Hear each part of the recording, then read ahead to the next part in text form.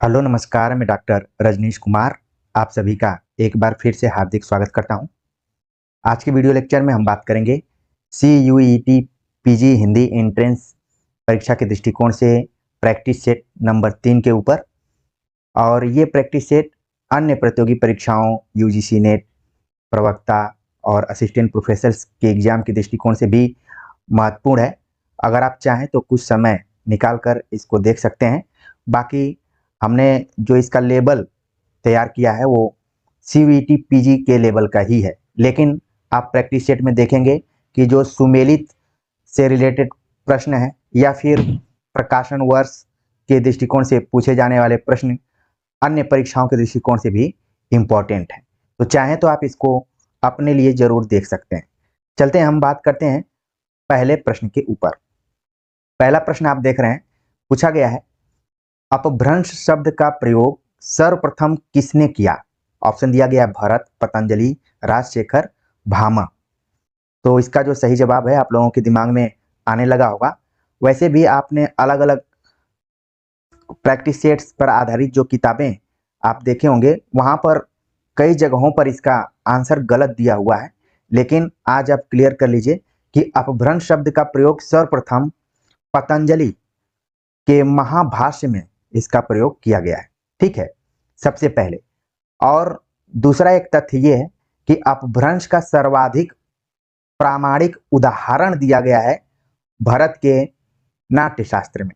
तो ये दो तथ्य यहाँ पर आपको ध्यान में रखना है। सबसे पहले प्रयोग पतंजलि के महाभाष्य में हुआ, लेकिन सर्वाधिक उदाहरण आपको भरत के नाट्यशास्त्र में मिलेंगे। तो इस प्रश्न के अनुसार सही जवाब हो गया ऑप्शन बी। आगे बात करते हैं, अगला जो प्रश्न है पूछा गया कि 84 वैष्णवन की वार्ता किसकी रचना है। गोस्वामी तुलसीदास, नंददास, नाभादास, गोस्वामी गोकुलनाथ। तो इसका तुरंत आपके दिमाग में जवाब आने लगा होगा और बिल्कुल आप सही जा रहे हैं। ऑप्शन डी इसका सही जवाब है, गोस्वामी गोकुलनाथ। इन्होंने 84 वैष्णवन की वार्ता, इसके अतिरिक्त 252 वैष्णवन की वार्ता, दोनों किताबें इन्होंने ही लिखी हुई हैं। और गोकुलनाथ का संबंध आप देखेंगे कि विट्ठलनाथ और वल्लभाचार्य से, ये सभी एक ही परिवार से जुड़े हुए थे। ठीक है ना, तो इस चीज को भी आप बिल्कुल अपने दिमाग में रखिए। चलते हैं, बात करते हैं अगले क्वेश्चन के ऊपर। अगला प्रश्न है कि भारतीय संविधान के किस अनुच्छेद में हिंदी को राजभाषा घोषित किया गया है। और आप देख रहे हैं कि आज हम प्रैक्टिस नंबर 3 पर बातचीत कर रहे हैं और ये तीनों प्रैक्टिस में ये सवाल आया हुआ है। इसका मतलब है कि परीक्षाओं के दृष्टिकोण से बहुत ही इंपॉर्टेंट ये सवाल है। ऑप्शन दिया गया 343, 434, 334, 445। भले क्वेश्चन रिपीट हो रहा है, लेकिन इसके ऑप्शन बड़े जबरदस्त और मजेदार आपको दिख रहे हैं कि थोड़ा भी दाएं बाएं अगर हुए तो आपका आंसर गलत हो जाएगा। फिर भी यहाँ पर जितने भी विद्यार्थी जुड़े हुए हैं बहुत ही मजे हुए खिलाड़ी हैं। सही जवाब उन्होंने दे दिया ऑप्शन ए, 343 अनुच्छेद के अंतर्गत हिंदी को राजभाषा घोषित किया गया है। अगला प्रश्न है, पूछा गया कि आल्हा किस ऋतु में गाया जाता है। आल्हा, आपने एक रचना आपने सुनी होगी जिसका नाम है आल्हा खंड। ठीक है, और जैसे ही मैंने इसका नाम लिया आपके दिमाग में इसका दूसरा नाम भी आ गया होगा, परमाल रासो। और कवि या रचयिता का नाम मुझे बिल्कुल बताने की जरूरत नहीं है, आप लोगों के दिमाग में वो तुरंत छप गया है। अब यहाँ पर ध्यान में हमें रखना है कि आल्हा किस ऋतु में गाया जाता है। ऑप्शन दिया गया ग्रीष्म ऋतु, शरद ऋतु, वर्षा ऋतु, वसंत ऋतु। तो आल्हा गाया जाता है ऑप्शन सी, वर्षा ऋतु के दौर। ठीक है, उस समय आल्हा गाया जाता है। आगे बात करते हैं, अगला जो प्रश्न है पूछा गया कि भीषल देवरासो के रचयिता है। बहुत ही सामान्य प्रश्न है, लेकिन अगर यही प्रश्न का आंसर आपको नहीं आएगा तो पहाड़ की तरह हो जाएगा। भीषल देवरासो आपके दिमाग में तुरंत आ गया होगा कि ये आदिकाल से जुड़ी हुई रचना है। ऑप्शन दिया गया है जगनिक, नरपति नाल, चंद बरदाई, शारंगधर। तो भीषल देवरासो के जो रचयिता हैं, सही जवाब बिल्कुल आप लोग सही जा रहे हैं, नरपति नाल। आगे बात करते हैं, अगला जो प्रश्न है पूछा गया कि एंदुई ए हिंदुस्तानी की रचना की है। Keith, Grierson, Garcin de Tassy, Gilchrist. तो एंदुई हिंदुस्तानी ठीक है, कि रचना किसने की है, ये हमें इसका उत्तर देना है। तो आपने पढ़ा होगा इस्तवार दला ललितर एंदोई हिंदुस्तानी, तो पूरा नाम न देकर उसमें से आधा नाम ही दिया हुआ है। ठीक है, तो इसका सही जवाब हो गया ऑप्शन सी, गार्सा द तासी, जो कि फ्रेंच भाषा में इन्होंने इसको लिखा हुआ है। ये वही गार्सा द तासी हैं जो कि उर्दू के जानकार थे और इन्होंने हिंदी का सबसे पहला इतिहास लिखने का प्रयास किया था। आगे बात करते हैं, अगला जो प्रश्न है पूछा गया कि मुंडा भाषा परिवार का क्षेत्र कौन सा है। ऑप्शन दिया गया राजस्थान, मध्य प्रदेश, तमिलनाडु, छोटा नागपुर। तो जैसे ही मुंडा का नाम आया आपके दिमाग में तुरंत झारखंड की कहीं ना कहीं स्थिति आपके दिमाग में आई होगी, क्योंकि वहां पर एक नेता भी थे जिनका नाम मुंडा से जुड़ा हुआ था। ठीक है, तो आपको ज्यादा नहीं भटकना है। यहाँ पर आप देख रहे हैं कि राजस्थान नहीं होगा, मध्य प्रदेश नहीं होगा, तमिलनाडु नहीं होगा, छोटा नागपुर इसका सही जवाब होगा, जो कि झारखंड के इलाके से जुड़ता है। ठीक है, तो मुंडा भाषा परिवार छोटा नागपुर क्षेत्र से जुड़ा हुआ है। अगला प्रश्न है पूछा गया कि इनमें से कौन सा कवि अष्टछाप का नहीं है। हमें तुरंत नहीं पर अंडरलाइन करना है और इसके बाद ऑप्शन को पढ़ना है। सूरदास, कुंभनदास, नंददास, रैदास। तो अष्टछाप के अंतर्गत कौन नहीं आता है? आपके दिमाग में तुरंत आ गया होगा कि ये तो बहुत ही हल्का सवाल है, और सही में बहुत ही हल्का सवाल है। सही जवाब हो गया ऑप्शन डी, रैदास। बाकी सूरदास, कुंभनदास और नंददास किसके किसके शिष्य रहे हैं, ये सब भी आपके दिमाग में छप गया होगा, क्योंकि अष्टछाप है तो इसमें कुल 8 कवियों की चर्चा की जाती है, जिसमें बल्भाचार्य के 4 शिष्य और विठलनाथ के 4 शिष्य हैं। ठीक है, टोटल 8 शिष्यों की चर्चा की गई है। कौन किसके अंतर्गत है ये सब आप क्लियर कर लिए होंगे। हाँ, मैंने भी कई बार आप सभी को बताया है। चलते हैं आगे, बात करते हैं। अगला प्रश्न है पूछा गया कि अनुराग बांसुरी किसकी रचना है। ऑप्शन दिया गया है रहीम, रसखान, नूर मोहम्मद, चित्तस्वामी। चित्तस्वामी। अब आपको बताना है कि अनुराग बांसुरी किसकी रचना है, तो आपके दिमाग में तुरंत इसका सही जवाब आने लगा होगा और बिल्कुल सही जवाब तक आप लोग पहुंच रहे हैं। ऑप्शन सी इसका सही जवाब है, नूर मोहम्मद। अगर आप नूर मोहम्मद के बारे में थोड़ा बहुत पढ़े होंगे तो नूर मोहम्मद सूफी कवियों में थोड़े से अलग माने जाते थे, और ऐसा कहा जाता है कि नूर मोहम्मद जब हिंदी में लिख रहे थे तो इनको उस जमाने में उलाहना सहनी पड़ी थी और एक तरीके से विरोध सहना पड़ा था। और नूर मोहम्मद ने एक और बड़ी महत्वपूर्ण बात की है या फिर काम किया है कि इन्होंने सूफी जैसे कि जो भी ट्रेंड था लिखने का, दोहा के बाद चौपाई या फिर जो भी पद आते थे या छंद जो थे, उसमें नूर मोहम्मद ने एक अलग छंद का प्रयोग किया है। अगर आप सभी को पता हो तो उस छंद का नाम जरूर आप कमेंट्स बॉक्स में लिख सकते हैं। परीक्षा में आ चुका है, इसलिए मैं आप सभी को उस साइड ले जाना चाह रहा हूं, क्योंकि मेरी कोशिश रहती है कि आप लोगों को भी स्पेस दिया जाए और भले ये रिकॉर्डेड क्लास हो लेकिन लगे कि आप कक्षा में बैठे हुए हैं। नूर मोहम्मद अपने सूफी कवियों के किस ट्रेंड से अलग उन्होंने लिखने का प्रयास किया है, किस छंद का प्रयोग किया है, बीच में उन्होंने प्रयोग किया है, उसको आपको बताना है। चलते हैं, बात करते हैं अगले क्वेश्चन के ऊपर। अगला प्रश्न है कि नैन नचाए कहीं मुस्काए, लला फिर आयो खेलन होरी। ये काव्य पंक्ति किस कवि की है? तो हमें बताना है ये जो पंक्ति दी गई है कि किस कवि द्वारा लिखी गई है। ठीक है, बहुत बार परीक्षा में पूछा गया है और आगे भी पूछे जाने की पूरी संभावना है। ऑप्शन दिया गया पद्माकर, मतिराम, घनानंद, देव। तो इसका सही जवाब, आप लोग बिल्कुल इसके सही जवाब तक जा रहे हैं। सही जवाब है ऑप्शन ए, पद्माकर। पद्माकर की एक खास विशेषता ये रही है कि इन्होंने पर्व इत्यादि को, पर्व त्योहार इत्यादि को ध्यान में रखते हुए खूब कविताएं लिखी। ठीक है, और पद्माकर रीतिकाल से जुड़े हुए हैं और इनको अंतिम आचार्य के तौर पर भी जाना जाता है। ठीक है, इनकी खास रचनाएं हैं जिनको कि कई बार परीक्षाओं में पूछा गया है। चलते हैं, बात करते हैं अगले प्रश्न के ऊपर। अगला प्रश्न है, पंक्ति ही है कि सखी वे मुझसे कहकर जाते, किस कवि की काव्य पंक्ति है? ऑप्शन दिया गया है सियाराम शरण गुप्त, मैथिली शरण गुप्त, अयोध्या सिंह उपाध्याय हरिऔध, जगदीश गुप्त। तो जैसे ही मैंने पंक्ति का पाठ किया आपके दिमाग में तुरंत इसका सही जवाब आने लगा होगा कि ये तो बहुत ही हल्का सवाल है। तो उन विद्यार्थियों के लिए जो लगातार परीक्षाओं की तैयारी कर रहे हैं और जो पहली बार अभी बैठे हैं उनका कॉन्सेप्ट अभी क्लियर हो जाएगा। सही जवाब हो गया ऑप्शन बी, मैथिली शरण गुप्त। यशोधरा से ये पंक्ति बल्कि उठाई गई है, इसको ध्यान में रख सकते हैं। चलते हैं, बात करते हैं अगले प्रश्न के ऊपर। अगला प्रश्न है कि शिव शंभू के चिट्ठे के लेखक कौन है? ऑप्शन दिया गया है प्रताप नारायण मिश्र, बालकृष्ण भट्ट, श्रीनिवास दास, बाल मुकुंद गुप्त। तो शिव शंभू के चिट्ठे काफी फेमस रहा है और आप सभी भली भांति इसको जानते हैं कि किसके द्वारा लिखा गया है। पहले तो इसको पढ़ते हुए आपके दिमाग में आ रहा होगा कि ये व्यंग्य प्रधान रचना है, ठीक है, और इसमें एक खास व्यक्ति को केंद्र में रखा गया है जिसका नाम है लॉर्ड कर्जन। ये भी कई बार परीक्षाओं में पूछा जाता है। सही जवाब है ऑप्शन डी, बाल मुकुंद गुप्त द्वारा ये लिखा गया है शिव शंभू के चिट्ठे। और किस पत्रिका में लिखा गया है, यदि आप सभी कमेंट्स कर बताएं तो ज्यादा अच्छा लगेगा। चलते हैं आगे, बात करते हैं अगले क्वेश्चन के ऊपर। अगला प्रश्न है, देश विभाजन को लेकर लिखा गया उपन्यास है अमृत और विष, झूठा सच, अपने अपने अजनबी, अंतराल। तो यहाँ पर बहुत ही सावधानी से केवल गोला या फिर टिक रंगने की ही जरूरत है, बाकी आप सभी बहुत अच्छे से जानते हैं कि देश विभाजन को लेकर लिखा जाने वाला उपन्यास है झूठा सच, ठीक है। अब इसका प्रकाशन वर्ष क्या रहा है, किसके द्वारा लिखा गया है, ये सब आपके दिमाग में तुरंत छप जाना चाहिए, तब लगेगा कि आपकी तैयारी सही दिशा में चल रही है। चलते हैं आगे, बात करते हैं। अगला जो प्रश्न है, थोड़ा सा संभल कर यहाँ पर आपको उत्तर देने की जरूरत है।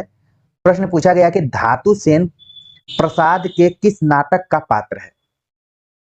अब जैसे पढ़ने के लिए धातु सेन प्रसाद भी पढ़ा जा सकता है, धातु सेन प्रसाद के किस नाटक का पात्र है, लेकिन थोड़ा सा आपको ठहर कर पढ़ना पड़ेगा, तब अर्थ क्लियर होगा। धातु सेन प्रसाद के किस नाटक का पात्र है? ऑप्शन दिया गया है राजश्री, चंद्रगुप्त, ध्रुव स्वामिनी या फिर स्कंदगुप्त। तो तुरंत आपके दिमाग में आ गया होगा, आप यूजीसी नेट की तैयारी कर रहे होंगे तो भी, और बाकी यूजी पीजी की कक्षाओं में किसी न किसी रूप में आप पढ़े होंगे। सही जवाब हो गया ऑप्शन डी, स्कंदगुप्त। तो स्कंदगुप्त कब प्रकाशित हुआ था? प्रसाद द्वारा तो लिखा गया है। इसमें कुल कितने अंक हैं, कितने दृश्य हैं, और इसके स्त्री पुरुष कौन कौन से पात्र हैं, ये सब आपके दिमाग में छप जाना चाहिए, तभी मानकर चलिए कि आप सही दिशा में तैयारी कर रहे हैं। चलते हैं आगे, बात करते हैं। अगला प्रश्न है, निम्नलिखित रचनाओं में से कौन सा यात्रा वृत्त है? ये थोड़ा सा अलग ढंग का प्रश्न यहाँ पर पूछा गया। रचनाएं दी गई हैं लेकिन एक खास विधा को आपको बताना है। ऑप्शन दिया गया है चीड़ों पर चांदनी, भूले बिसरे चित्र, अपनी खबर, पथ के साथी। अब इसमें से हमें बताना है कि यात्रा वृत्त कौन सा है। तो सही जवाब हो गया ऑप्शन ए, चीड़ों पर चांदनी। अब ये किसका यात्रा वृत्त है, आप सभी कमेंट्स कर बता सकते हैं, बाकी आपके दिमाग में छप भी गया होगा, ठीक है। तो अब जो यहाँ पर और भी ऑप्शन दिए गए हैं वो किस किस विधा में है, वो भी आप जरूर ध्यान में रखिए, और किसके द्वारा लिखे गए हैं ये सब भी आप ध्यान में रखें, क्योंकि कई बार विद्यार्थियों का कमेंट्स आता है कि उनको चीजें याद नहीं होती हैं। याद कब कब होंगी, जब आप उनको याद करने का प्रयास करेंगे। आप इस तरीके से लिख लिख कर अपने दिमाग की माथा पच्ची करेंगे तो निश्चित तौर पर चीजें याद हो जाएंगी। मनुष्य बड़ा ही खतरनाक प्राणी है, जो चीजें वो करना चाहता है उसको कर भी लेता है, और कई बार चीजों को नहीं चाहता है तो नहीं भी होती है, ठीक है ना। तो ऐसी कोई चीज नहीं है जिसको कि आप नहीं याद कर सकते हैं, इसलिए आप थोड़ा सा जो भी चीजें बताई जा रही हैं उनको ध्यान में रखेंगे तो याद करने की जरूरत नहीं होगी, आप बिल्कुल समझ जाएंगे। अगला प्रश्न है, नया ज्ञानोदय पत्रिका के संपादक कौन है? मृणाल पांडे, रविंद्र कालिया, प्रभाकर क्षत्रिय, ज्ञान रंजन। अब यहाँ पर नया ज्ञानोदय पत्रिका है। अब ऑप्शन के हिसाब से ही आपको आंसर बताना है कि इसका सही जवाब क्या होगा। तो ऑप्शन के अनुसार सही जवाब हो गया ऑप्शन बी, रविंद्र कालिया है, ठीक है। इसमें जो भी ऑप्शन दिया गया है, लेकिन कुछ दिनों से लीलाधर मंडलोई इसके संपादन कार्य को इन्होंने संभाला हुआ है, तो इसको भी आप देख सकते हैं। बाकी अभी हाल फिलहाल में कोई बदला होगा तो उसको कमेंट्स में बता दिया जाएगा। फिलहाल इस प्रश्न का जो आंसर है विकल्पों के आधार पर ऑप्शन बी इसका सही जवाब है।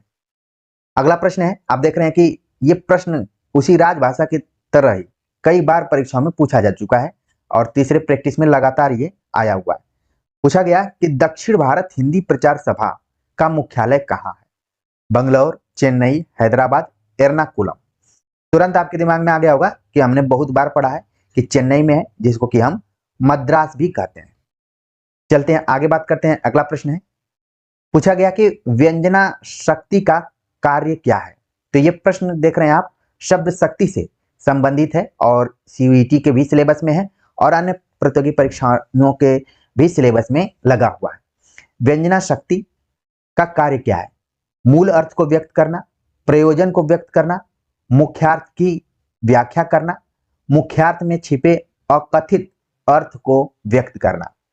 तो कई बार क्या होता है कि जो विकल्प में सबसे लंबा ऑप्शन होता है, अक्सर 99% वही ऑप्शन सही हो जाता है। यहां पर सही जवाब हो गया ऑप्शन डी, मुख्यार्थ में छिपे अकथित, जिसको कि कहा नहीं गया हो, उसके अर्थ को व्यक्त करना। ठीक है, जिसको हम व्यंग्यार्थ भी कहते हैं। तो इस चीज को आप ध्यान में रखिए। चलिए आगे बात करते हैं। अगला प्रश्न है कि विखंडनवाद के प्रवर्तक कौन है? Derrida, Lewis, Fukuyama, ग्रामशी। बहुत ही इजी सवाल है, लेकिन उन विद्यार्थियों के लिए इजी है जो कि लगातार परीक्षाओं से जुड़े हुए हैं और अपनी तैयारी कर रहे हैं और कई ऑनलाइनर किताबों को वो चार्ट रखे हुए हैं। लेकिन जो पहली बार बैठ रहे हैं, जिनके पास समय का अभाव है, उनके लिए प्रश्न कठिन हो सकता है। सही जवाब हो गया ऑप्शन ए, जाक देरिडा विखंडनवाद के प्रवर्तक हैं। चलते हैं आगे, बात करते हैं अगले प्रश्न के ऊपर। अगला प्रश्न है कि काव्य में निर्वैयक्तिकता के सिद्धांत की स्थापना किसने की है? तो जब भी निर्वैयक्तिकता के सिद्धांत की चर्चा की जाती है तो एक व्यक्ति का नाम सीधे उभर कर आता है और उम्मीद है कि आपके दिमाग में बिना विकल्प पढ़े ही आ गया होगा। फिर भी मैं विकल्प पढ़ देता हूं। काव्य में निर्वैयक्तिकता के सिद्धांत की स्थापना किसने की? ऑप्शन दिया गया Coleridge, Matthew Arnold, T S. Eliot, I A. Richards. तो इसका सही जवाब हो गया ऑप्शन सी, टी.एस. इलियट। बाकी कल्पना का सिद्धांत, भाषा का सिद्धांत और मूल्य एवं संप्रेषण का सिद्धांत इन लोगों ने दिया हुआ है। सही जवाब हो गया ऑप्शन सी। ठीक है, चलते हैं आगे, बात करते हैं। अगला जो प्रश्न है जो कि स्थापना और तर्क पर आधारित है और इस तरीके के प्रश्न यूजीसी नेट की परीक्षाओं में अहम भूमिका निभाते हैं। तो जो विद्यार्थी इस चैनल से बेपनाह मोहब्बत करते हैं, वो ये थंबनेल इत्यादि नहीं देखते हैं, वो इसका फायदा उठा सकते हैं। सवाल पूछा गया है स्थापना के तौर पर कि भक्तिकालीन हिंदी कविता लोक मंगल के प्रति समर्पित है। तर्क दिया गया है लोकहित भक्ति काव्य का मुख्य उद्देश्य है। अब इसमें से हमें बताना है कि कौन सही है कौन गलत है। तो भक्तिकालीन हिंदी कविता लोक मंगल के प्रति समर्पित है, इसीलिए आचार्य रामचंद्र शुक्ल ने लिखा काव्य में लोक मंगल की साधना अवस्था। और इसका जो मुख्य उद्देश्य रहा है वो भी लोकहित के संदर्भ में ही रहा है, चाहे वो कबीरदास रहे, चाहे तुलसीदास, चाहे रैदास रहे, चाहे मीरा रहे, चाहे सूरदास रहे। कुल मिलाकर सही जवाब हो गया ऑप्शन बी, ए और आर दोनों क्या है? सही है। आगे का प्रश्न इसी से मिलता जुलता है। पूछा गया है स्थापना के तौर पर वियोगी होगा पहला कवि, आह से उपजा होगा गान, उमड़ कर आंखों से चुपचाप बही होगी कविता अनजान। तर्क दिया गया है कविता की मूल प्रेरणा वेदना है। अब ये जो पंक्ति है यहां तो स्थापना के तौर पर है, लेकिन आपके दिमाग में जरूर आना चाहिए अगर आप अच्छे से तैयारी कर रहे हैं कि ये किसकी पंक्ति है। ठीक है, वियोगी होगा पहला कवि, आह से उपजा होगा गान। तो ये तो स्थापना दी गई है, सही। कविता की मूल प्रेरणा क्या है? वेदना है, ये भी क्या है? सही है। तो इस तरीके से ऑप्शन सी इसका सही जवाब हो गया। ए और आर इसका जो सही जवाब हो गया ऑप्शन डी। ठीक है, ए और आर दोनों क्या है? सही है। ठीक है ना, गलती से यहां पर मैंने इसको लगा दिया, लेकिन स्थापना भी सही है कि वियोगी होगा पहला कवि। आमतौर पर आप देखते हैं कि जितने भी महान कवि हुए हैं कहीं न कहीं वो वियोग के दौर से गुजरे हुए, चाहे वो आप कालिदास का नाम लें, चाहे वो तुलसीदास का नाम लें। ठीक है, और ढेर सारे उदाहरण हैं। आप निराला को भी आप देख सकते हैं, ठीक है, पंत को भी देख सकते हैं, जितने भी हैं, महादेवी वर्मा को देख सकते हैं।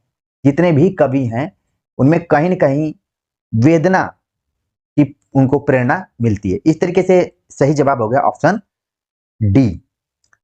अगला प्रश्न है जो कि स्थापना और तर्क पर ही आधारित है। पूछा गया भारतेंद्र योगीन हिंदी कविता राष्ट्रीय चेतना से अनुप्राणित है। बिल्कुल सही बात है, सही। सभी कवि राष्ट्रीय आंदोलन में सक्रिय थे, ये बात गलत है। सभी नहीं है, ठीक है। भारतेंदु योगी हिंदी कविता राष्ट्रीय चेतना से अनुप्राणित है, ये क्या हो गया, सही हो गया। ए सही है और आर क्या है, गलत है। तो इस तरीके से इसका जो यहाँ पर सही जवाब होगा कि ऑप्शन बी, ए सही है आर गलत है। ठीक है, आप इसी में देखिए घुमा फिरा कर भी दिया हुआ है, जल्दीबाजी में करेंगे तो आंसर गलत भी हो सकता है, तो इस चीज को ध्यान में रखना है।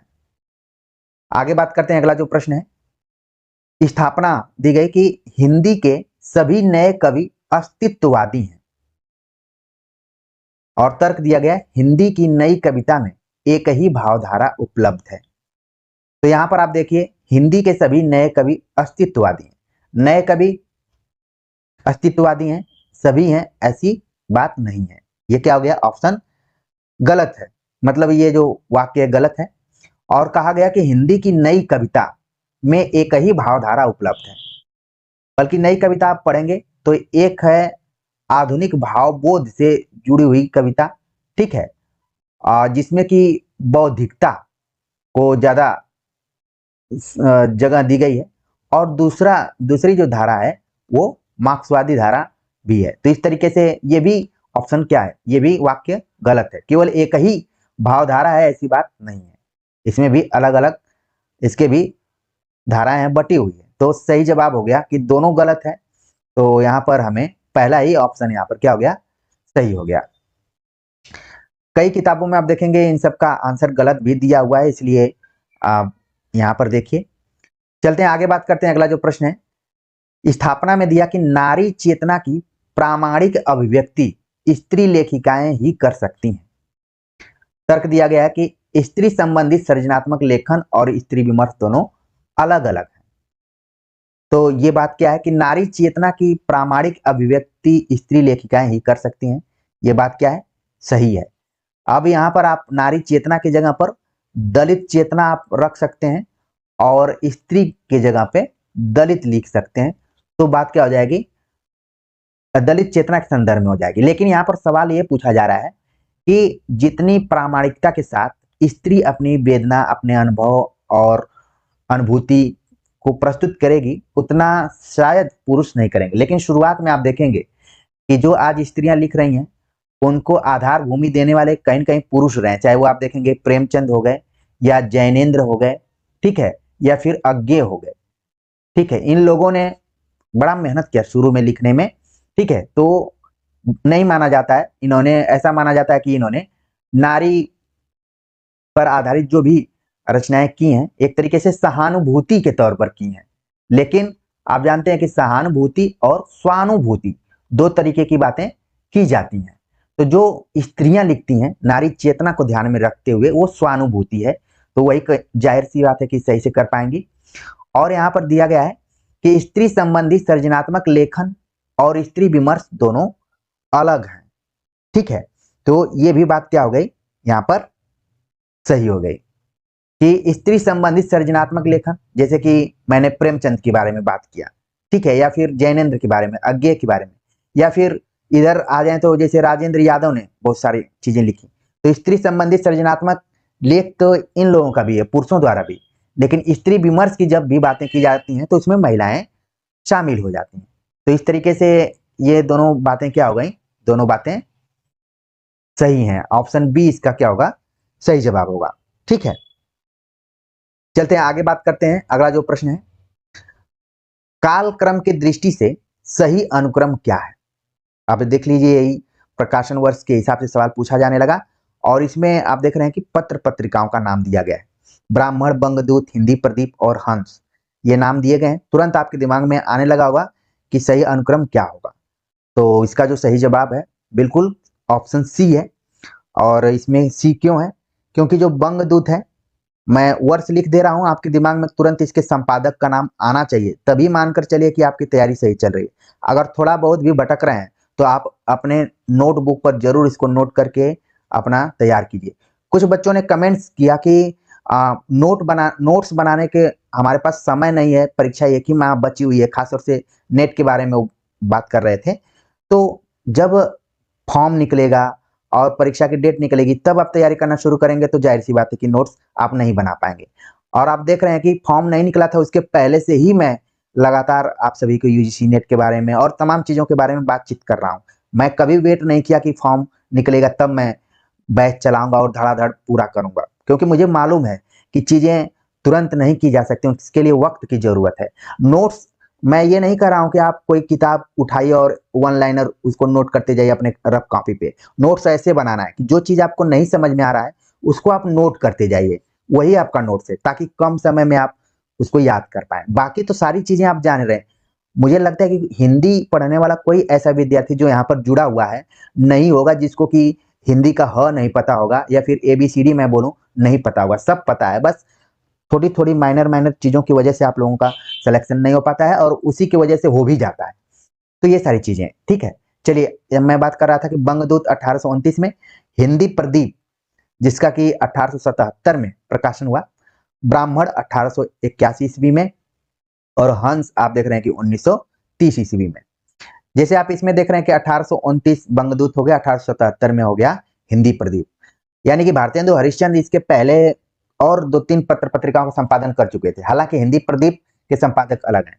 आप यहाँ पर देख रहे हैं जो ब्राह्मण नाम का पत्र है, इसके संपादक आपके दिमाग में आ गए होंगे, लेकिन जो इसका प्रकाशन वर्ष है, इसी समय एक बड़ी मशहूर रचना प्रकाशित हुई भारतेंदु युग में। वो कौन सी रचना है, अगर आप कमेंट्स कर कर बताते हैं तो बहुत अच्छा लगेगा कि आप लोग जुड़े हुए हैं, ठीक है। बाकी हंस आप जान गए कि 1930 में। तो इस तरीके से को रिलेट करके पढ़ेंगे तो आपको बहुत ही इंजॉय आएगा। चलते हैं आगे, बात करते हैं अगले प्रश्न के ऊपर। पूछा गया कि निम्नलिखित उपन्यासों का कालक्रमानुसार सही अनुक्रम क्या है। उपन्यास दिए गए हैं सूरज का सातवां घोड़ा, शेखर एक जीवनी, कंकाल, परीक्षा गुरु। जैसे ही मैंने उपन्यासों का नाम लिया आपके दिमाग में उसके लेखकों का नाम भी आ गया होगा। अब हम सही अनुक्रम के बारे में बात करेंगे कौन सा है, ठीक है। तो आप देख रहे हैं कि 1882 ईस्वी में परीक्षा गुरु का प्रकाशन हुआ, 1929 ईस्वी में कंकाल, 1940 ईस्वी में शेखर एक जीवनी, और 1952 ईस्वी में हो गया आपका सूरज का सातवां घोड़ा। तो ये चारों उपन्यास आप देख रहे हैं। जैसे कई बार आप देखे होंगे सिलेबस में लिखा रहता है कि प्रमुख रचनाएं एवं रचनाकार, तो यही है प्रमुख रचनाएं एवं रचनाकार। इन्हीं में से मान लीजिए वन लाइनर में आ जाएगा तो जितने भी विद्यार्थी यहाँ जुड़े हुए हैं तुरंत उसका सही जवाब बता देंगे। फिर भी आप यहाँ पर ध्यान में रखिए कि परीक्षा गुरु के लेखक कौन है, कब प्रकाशित हुआ, कंकाल किसका है, शेखर एक जीवनी किसका है, सूरज का सातवां घोड़ा किसका है। मुझे पूरी उम्मीद है कि जितने विद्यार्थी जुड़े हुए हैं सबके ये जुबान पर होगा कि ये रचनाएं किसकी किसकी हैं। चलते हैं आगे, बात करते हैं। अगला जो प्रश्न है, पूछा गया कि हिंदी साहित्य के इतिहास लेखकों का काल क्रमानुसार सही क्रम क्या है। रामचंद्र शुक्ल, मिश्र बंधु, गार्सद तासी, शिव सिंह सेंगर इत्यादि का नाम दिया हुआ है घुमा फिरा कर चारों ऑप्शन में। तो सही अनुक्रम क्या होगा, तुरंत आपके दिमाग में आ गया होगा कि गार्सद तासी जिन्होंने कि 1839 में इतिहास लिखा, फिर शिव सिंह सेंगर 1883 में, मिश्र बंधु 1913 में। मिश्र बंधु की एक खास रचना 1910 में भी प्रकाशित हुई है, इस चीज को बिल्कुल आप ध्यान में रखिए। इसके बाद रामचंद्र शुक्ल 1929 ईस्वी में। तो यहाँ पर तुरंत सही जवाब क्या हो गया, ऑप्शन डी। 1910 में मिश्र बंधु की कौन सी रचना आई हुई थी, आप कमेंट्स कर बता सकते हैं या फिर अपने दिमाग में आप रख सकते हैं। हर बार कमेंट्स करेंगे तो आप भी थक जाएंगे। चलते हैं आगे, बात करते हैं अगले क्वेश्चन के ऊपर। अगला प्रश्न है, कालक्रम की दृष्टि से निम्नलिखित नाटकों का सही अनुक्रम क्या है। तो यहाँ पर नाटकों का नाम दिया गया है और उसका सही अनुक्रम हमें बताना है। और जब आप रचना को देखेंगे तो लगेगा कि एक ही नाटककार के सभी नाटक हैं। आषाढ़ का एक दिन, लहरों के राजहंस, आधे अधूरे, पैर तले की जमीन। तो कौन सा क्रम सही होगा यहाँ पर हमें बताना है। तो आप देख रहे हैं कि पहले हम मिलान करते हैं कि 1958 में आषाढ़ का एक दिन, 1963 में लहरों के राजहंस, 1969 में आधे अधूरे, और पैर तले की जमीन ये भी मोहन राकेश का नाटक है, लेकिन ये क्या है, अधूरा है। तो इसका भी प्रकाशन वर्ष मुझे भी नहीं मिला है, आप लोगों को मिले तो जरूर बताइए, लेकिन इतना है कि ये बाद का है। तो सही जवाब हो गया ऑप्शन ए, ठीक है। आषाढ़ का एक दिन, लहरों के राजहंस, आधे अधूरे, ये सभी नाटक किसके रहे, मोहन राकेश के रहे। चलते हैं आगे, बात करते हैं अगले प्रश्न के ऊपर। बड़ा ही जबरदस्त तरीके का प्रश्न है। जब मैं आप सभी के लिए पढ़ रहा था तो मुझे लगा कि ये प्रश्न थोड़ा सा क्रिएटिव ढंग का था।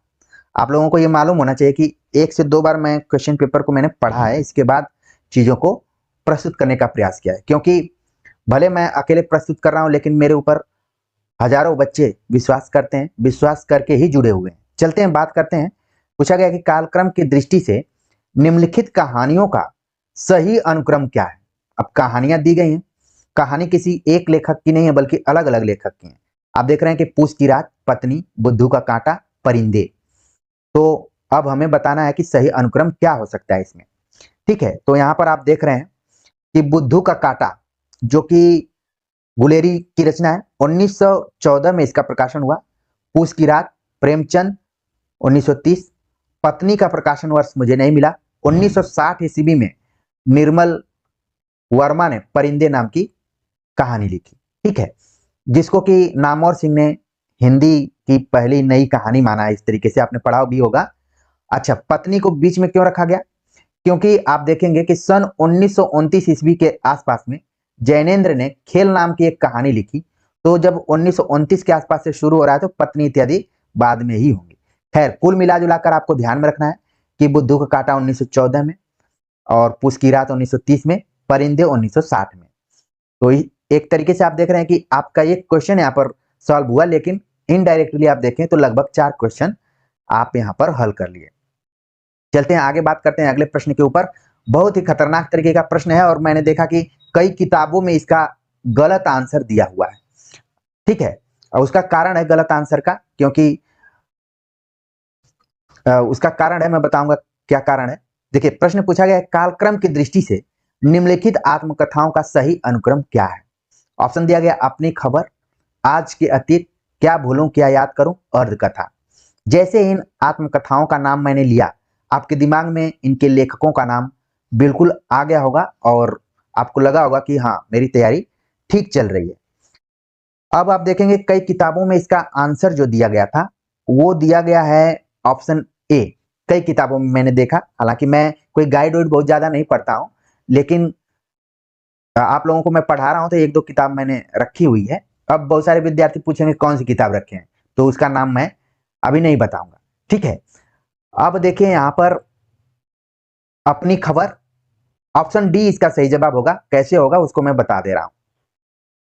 जैसे कई जगहों पे इसका सही जवाब ऑप्शन बी दिया गया है। ऑप्शन बी इसलिए दिया गया है कि आप देखेंगे कि 1641 ईस्वी में अर्ध कथानक नाम से एक आत्मकथा लिखी गई थी, जिसके लेखक बनारसी दास जैन थे। ठीक है, तो कभी कभी अर्ध कथा, अर्ध कथानक में जो गाइड वाले होते हैं, जो किताब गाइड रूप में बेचने का प्रयास करते हैं और भोले भाले विद्यार्थियों को फंसाते हैं, वो बहुत ज्यादा माइंड लगा के आंसर को नहीं सही करते हैं। ठीक है, तो अर्ध कथा को देख के तुरंत ऑप्शन बी लगा दिए, लेकिन ऑप्शन बी क्या है, बिल्कुल गलत है। आप देखेंगे अभी कैसे ऑप्शन डी सही है, मैं इसको बताऊंगा। ठीक है, अब आप देखिए कि अपनी खबर जो है सन 1960 ईस्वी में इसका प्रकाशन हुआ।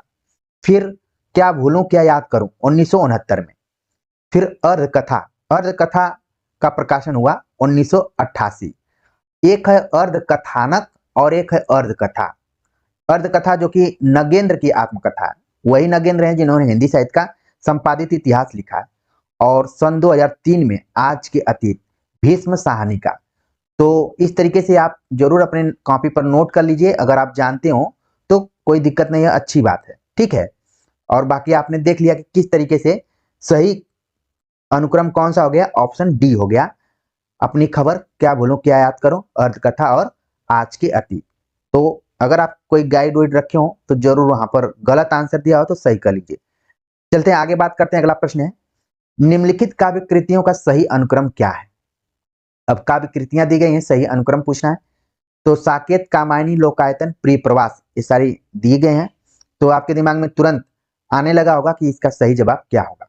तो प्रिय प्रवास आपके दिमाग में आ रहा होगा, तो आप देख रहे हैं कि प्रिय प्रवास दो जगह है, तो एक राउंड आपको और देखना पड़ेगा, जल्दीबाजी में आपको नहीं काम करना है। जैसे मान लीजिए प्रिय प्रवास 1914, साकेत 1931, कामायनी 1935, लोकायतन 1964। तो ये हो गया इसका प्रकाशन वर्ष। तो इस तरीके से सही जवाब हो गया ऑप्शन बी।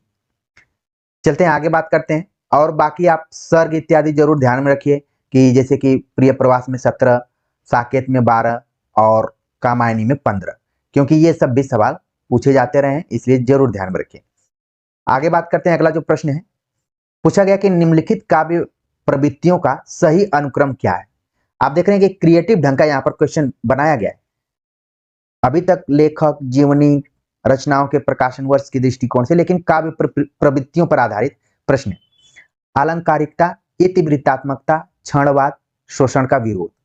तो इसमें से हमें बताना है कि सही अनुक्रम क्या है। तो आप यहाँ पर देख रहे हैं कि सी इसका सही जवाब होगा। अलंकारिकता मतलब जो रीतिकाल के आसपास का समय रहा है। इतिवृत्तात्मकता, इतिवृत्तात्मकता आपका हो गया द्विवेदी युग की खास विशेषता मानी जाती है इतिवृत्तात्मकता। शोषण का विरोध यानी कि ये हो गया प्रगतिवाद। और इसके बाद आप देखेंगे कि प्रयोगवाद में क्षणवाद को काफी प्रमुखता दी गई। तो सही जवाब इसका क्या हो गया? ऑप्शन सी हो गया। ठीक है, चलिए देखिए, क्योंकि वन लाइनर किताबों में ये सब इस तरीके के प्रश्नों का जवाब आपको नहीं मिलेगा जब तक आप मेन टेक्स्ट बुक या फिर आलोचनात्मक किताबों को ठीक से नहीं पढ़ेंगे। तो इसलिए प्रवृत्तियों को भी ध्यान में रखिए। चलते हैं आगे बात करते हैं। वैसे इसको बिना पढ़े भी आप इसका सही जवाब दे सकते थे, लेकिन कई विद्यार्थी लड़खड़ा भी जाएंगे। चलते हैं आगे बात करते हैं। अगला प्रश्न उससे भी खतरनाक है। पूछा गया है आलोचना पत्रिका के संपादकों का सही अनुक्रम क्या है। आलोचना पत्रिका जो कि कैसी पत्रिका है? बहुत सारे विद्यार्थी हो सकता है इसको पढ़ते भी हो, त्रैमासिक पत्रिका। ठीक है, तो इसके संपादकों का सही अनुक्रम क्या है? नाम दिया गया धर्मवीर भारती, शिवदान सिंह चौहान, नंदुलारे वाजपेयी, नामवर सिंह, ये सब नाम दिया गया है। तो सबसे पहले इसका संपादन किया, इसका सही जवाब होगा डी, शिवदान सिंह चौहान ने इसका संपादन किया, फिर नंदुलारे वाजपेयी किए, फिर धर्मवीर भारती किए, फिर नामवर सिंह किए। बीच में इसका संपादन अरुण कमल और अपूर्वानंद ने भी किया था, इसको ध्यान में रख लीजिए। अरुण कमल ने भी किया, फिर अपूर्वानंद, अपूर्वानंद जो कि डीयू में प्रोफेसर हैं। अब इसका संपादन आशुतोष नाम से एक प्रोफेसर हैं, वो कर रहे हैं, जो कि डीयू से ही है। ठीक है, तो समय समय पर बदलते रहे हैं पत्र इस आलोचना के संपादक, तो ध्यान में रखिए कि वर्तमान समय में कौन है। चलते हैं आगे बात करते हैं। इस पत्रिका का संपादन 1951 से शुरू हुआ था, यह भी चीज आप ध्यान में रखिए। चलते हैं अगले प्रश्न पर बात करें। तो अगला प्रश्न है इनमें से कौन सा अनुक्रम संगत है? ध्यान में रखना है, कई बार असंगत पूछता है, लेकिन यहाँ पर पहली बार गूगली फेंकते हुए पूछ लिया कि संगत है। जयशंकर प्रसाद, स्कंदगुप्त, धातुसेन, प्रसादान, जयशंकर प्रसाद चंद्रगुप्त, प्रपंच बुद्धि दुखान, जयशंकर प्रसाद राजश्री कोमा दुखान, जयशंकर प्रसाद धुरस्वामिनी चाणक्य सुखान। तो ये सब दिया गया है और सब जयशंकर प्रसाद से रिलेटेड ही यहाँ पर ऑप्शन आप देख रहे हैं, लेकिन इसका सही जवाब हो गया ऑप्शन ए, जयशंकर प्रसाद, स्कंदगुप्त, धातुसेन, प्रसादान। ऑप्शन ए इसका क्या है? संगत है। अगला प्रश्न है, पूछा गया कि कौन सा युग्म संगत है। फिर से उसी टाइप से सवाल पूछा गया कि संगत कौन सा है। ऑप्शन दिया गया साहित्य लहरी पद्माकर, लोकायतन निराला, एक कंठ विस्पाई नागार्जुन, वैराग्य संदीपनी तुलसीदास। तो संगत क्या हो गया? तुलसीदास हो गया। और वैराग्य संदीपनी। अब यहाँ पर साहित्य लहरी आपके दिमाग में तुरंत आना चाहिए कि किसका है। ठीक है, कौन किसका है आपके दिमाग में तुरंत छपना चाहिए, तभी ये मानकर चले कि आपकी तैयारी सही चल रही है। चलते हैं आगे बात करते हैं अगले क्वेश्चन के ऊपर, जो कि मिलान वाला आ गया। सुमेलित करना है, एक तरफ सिद्धांतों का नाम दिया गया है, दूसरी तरफ सुमेलित किया गया है। और एक तरीके से देखें तो ये आपके लिए रिपीटेशन है, रिवीजन के तौर पर एक क्वेश्चन है। पूछा गया उत्पत्तिवाद, अनुमितिवाद, अभिव्यक्तिवाद, भुक्तिवाद किससे किससे जुड़ा हुआ है। तो उत्पत्तिवाद तुरंत आप लगा दिए भट्टलोलट, अनुमितिवाद लगा दिए आप शंकुक। ठीक है, अभिव्यक्तिवाद लगा दिए अभिनवगुप्त, भुक्तिवाद लगा दिए भट्टनायक। तो अब विकल्प देखने की जरूरत ही नहीं है, फिर भी हम देख लेते हैं कि डी का वी किस में है। सही जवाब हो गया ऑप्शन डी। ठीक है, यहां पर एक मिनट इसको देखना पड़ेगा, जल्दीबाजी में इसका आंसर हमें नहीं बताना है। जो यहां पर मैं लिख लेता हूं, एक बार लिख लूंगा, नहीं तो फिर गड़बड़ हो जाएगा। ठीक है, ए का हो गया 3, इसको लिख लेते हैं, और बी का हो गया वी, और सी का हो गया 1, और डी का हो गया 2। तो 3 5 1 2, 3 5 1 2। तो इस तरीके से देखिए, जल्दीबाजी में ऐसे ही आंसर गलत हो जाता है। ऑप्शन सी इसका सही जवाब हो गया 3 5 1 2। ठीक है, बाकी ठीक है, आप ऊपर सारे लोग जान रहे हैं कि कौन किसका है, बीच में मिलान करना है। ठीक है, चलिए आगे बढ़ते हैं। अगला प्रश्न है, पूछा गया कि इन रचनाओं को उनके रचयिताओं के साथ सुमेलित कीजिए। रचनाएं दी गई हैं और रचयिता दिए गए हैं, और सभी रचयिता आप देख रहे हैं कि किस काल से जुड़े हुए हैं, आदिकाल से जुड़े हुए हैं। इसका मतलब है कि आदिकाल के सबसे फेमस रचनाकारों में से एक है। पूछा गया यहाँ पर खुमान रासो, परमाल रासो, विशलदेव रासो, पृथ्वीराज रासो। तो सबसे पहले तो आप पृथ्वीराज रासो को मिला दीजिए और इसके सामने एक लिख दीजिए। फिर परमाल रासो को जगन एक, ठीक है, वी लिख दीजिए। विशलदेव रासो इसके पहले आया भी था, नरपति नाल, ठीक है, तो इसको लिख दीजिए आई वी। और बच रहा है खुमान रासो, तो हो गए दलपति विजय, यानी कि अब्दुल रहमान इसमें नहीं है, बाकी सब एक दूसरे से मिल गए। तो तीन, आप देख रहे हैं 3 5 4 1, 3 5 4 1, ऑप्शन पहला ही इसका सही जवाब हो गया। अगले क्वेश्चन पे बात करें तो अगला प्रश्न है सुमेलित कीजिए। फिर उसी टाइप से प्रश्न है ये, एक तरफ रचनाएं दी गई हैं, दूसरी तरफ रचनाकार है। पूछा गया राजश्री, यम गाथा, राम की लड़ाई, साच कहूं तो कौन किससे है। तो जो सबसे पहले आ रहा है उसको मिलाते हैं। मान लीजिए हमको आ रहा है कि राजश्री हो गया जयशंकर प्रसाद का, तो एक का 3 हो रहा है, आप देख रहे हैं कि 3 3 जगह, इसका मतलब अभी कई राउंड और चलना है। राम की लड़ाई, आप देख रहे हैं कि लक्ष्मी नारायण लाल की रचना है राम की लड़ाई, तो हो गया सी का 2। सी का 2 आप देख रहे हैं कि 2 जगहों पे है, ठीक है। इसका मतलब है कि डी ऑप्शन धीरे धीरे सही होने के कगार पर है। फिर भी एक बार और मिलाते हैं, यम गाथा, यम गाथा दूधनाथ सिंह की रचना है, तो सही जवाब हो गया वी। और फिर इसके बाद हो गया साच कहूं तो प्रभाकर श्रोत्री की रचना है, तो इस तरीके से ये ऑप्शन क्या हो गया, तो सही जवाब हो गया ऑप्शन डी। यहाँ पर यम गाथा दिया हुआ है, आप लोग अगर कमेंट्स कर बता सकते हैं कि यम गाथा की तरह ही एक यमदीप नाम से रचना है, ये किसकी रचना है, यमदीप के रचनाकार कौन है। तो ये मैं मानकर चलूंगा कि आप लोग अच्छे से सीरियसली तैयारी कर रहे हैं। चलते हैं आगे, बात करते हैं अगले प्रश्न के ऊपर। अगला प्रश्न है सुमेलित वाला ही है, पंक्तियां दी गई हैं और फिर कवियों का नाम दिया गया है। बसो मेरे नैनन में नंदलाल, तो तुरंत आपके दिमाग में आएगा कि ये तो मीराबाई हो गई। प्रभु जी मोरे अवगुण चित्त न धरो, ये कौन हो गए, ये हो गए आपके प्रभु जी, तो ये हो गए सूरदास। अब लो नसानी अब न सही हो, ये हो गए कबीरदास। अव्वल अलह नूर उपाया कुदरत के सब बंदे, ये हो गए नानक। तो एक तरीके से हम देखें तो ए का वी, आप देख रहे हैं कि पहला ही यहाँ पर सही जवाब हो रहा है, ठीक है ना। तो एक बार हम मिला भी लेते हैं और आप भी आराम से इसको सॉल्व कीजिए, जल्दीबाजी में बिल्कुल नहीं करना है, क्योंकि हो सकता है कि ये वन लाइनर में आ जाए, अकेले में आ जाए। तो मान लीजिए आ गया अब लो न सोनी अब न सही हो, किसकी पंक्ति है, तो तुरंत आप बता देंगे कि कबीर, क्योंकि आप प्रैक्टिस सेट में। अगला प्रश्न है कि सुमेलित कीजिए। स्वर ध्वनियां, तालव्य ध्वनियां, अल्पप्राण ध्वनियां और घोष ध्वनियां दी गई हैं। अब हमें बताना है कि स्वर ध्वनियां कौन कौन सी हैं। तो जो यहाँ पर ऑप्शन दिया गया है कि आई वी, यानी अंग अ ए ओ स्वर ध्वनियों में आ गई। तालव्य ध्वनियां होगी वी, यानी 5वां नंबर पे जो है च छ ज झ। अल्प प्राण ध्वनियां और घोष ध्वनियां, इनको याद करना थोड़ा सा ध्यान रखने वाली बात है। जैसे अगर मान लीजिए आप महाप्राण को याद कर लेते हैं, जो कि प्रत्येक वर्ग का दूसरा चौथा है, तो अल्प प्राण तुरंत आप याद कर लेंगे कि पहला, तीसरा और 5वां है। तो अल्प प्राण आप देख रहे हैं कि पहला किस में दिया हुआ है, वो है आपका तीसरा ऑप्शन, ठीक है। अब घोष ध्वनियां कौन सी होंगी, एक बार हम इसको मिला लेते हैं कि आई वी और 3 किस में दिया गया है, तो उसका आंसर हम ठीक से जान पाएंगे। तो यहाँ पर आप देख रहे हैं कि इसका सही जवाब हो गया ऑप्शन डी, ठीक है। चौथा दिया गया, 5वां, तीसरा और दूसरा, तो इसका मतलब है कि डी क्या हो गया, जो घोष ध्वनियां है वो हो गया ऑप्शन दूसरा, ठीक है। वैसे अघोष को आपने पढ़ा होगा कि जो पहला और दूसरा है, सघोष का हो गया तीसरा, चौथा और 5वां।